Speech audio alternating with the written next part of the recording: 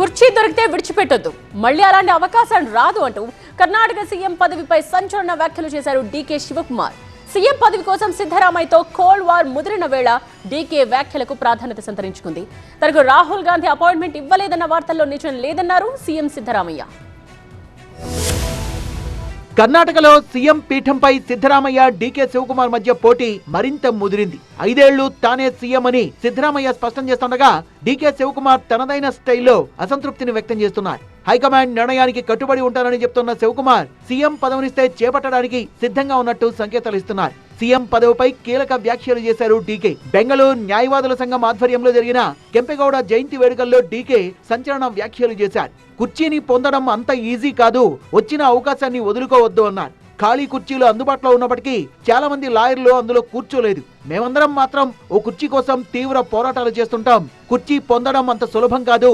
మీరు అవకాశం వచ్చినప్పుడే ఆ సీట్లో కూర్చోవాలి, వచ్చిన అవకాశాన్ని వదులుకోకూడదన్నారు. ನಾವೆಲ್ಲ ಚೇರ್ ಬಡದಾಡ್ತಾ ಇದೀವಿ, ನಿಮ್ ಚೇರೆ ಬೇಡ ಅಂತ ಕೂತಿದೀವಿ. ಬಂದ್ ಚೇರ್ ಅಲ್ಲಿ ಕೂತ್ಕೊಂಡಪ್ಪ, ಚೇರ್ ಸಿಕ್ಕಿದೆ ಕಷ್ಟ.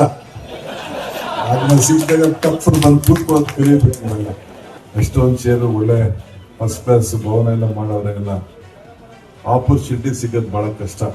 ಆಪರ್ಚುನಿಟಿ ಸಿಕ್ಕಿದಾಗ ತಾವೆಲ್ಲ ಉಪಯೋಗಿಸ್ಕೊಳ್ಬೇಕು. కర్ణాటకలో నాయకత్వ మార్పు ఉండదని, తానే ముఖ్యమంత్రిగా కొనసాగుతానని స్వయంగా సీఎం సిద్ధరామయ్య స్పష్టం చేసినప్పటికీ దీనిపై చర్చ మాత్రం ఆగడం లేదు. రాష్ట్రంలో 5 ఏళ్ల పాటు పూర్తి కాలం తానే ముఖ్యమంత్రిగా ఉంటానని, డీకేను సీఎంను చేయడానికి పదవి నుంచి దిగిపోమని తనను అడిగినట్టు జరుగుతున్న ప్రచారంలో ఎంతమాత్రం నిజం లేదంటున్నారు సిద్ధరామయ్య.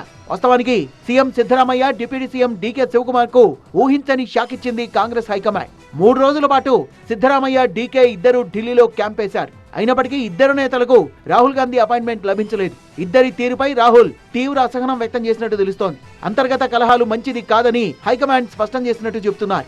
ఢిల్లీలో సీఎం, డిప్యూటీ సీఎం ఇద్దరికి ఘోర అవమానం జరిగిందని విమర్శిస్తోన్న బీజేపీ నేతలు రాహుల్ ఇద్దరికి అపాయింట్మెంట్ ఇవ్వకపోవడమే ఇందుకు నిదర్శనం అంటున్నారు. సీఎం సిద్ధరామయ్య మాటల్ని రాష్ట్రంలో ఎవరూ నమ్మడం లేదన్నారు బీజేపీ నేత బసవరాజ బొమ్మాయి.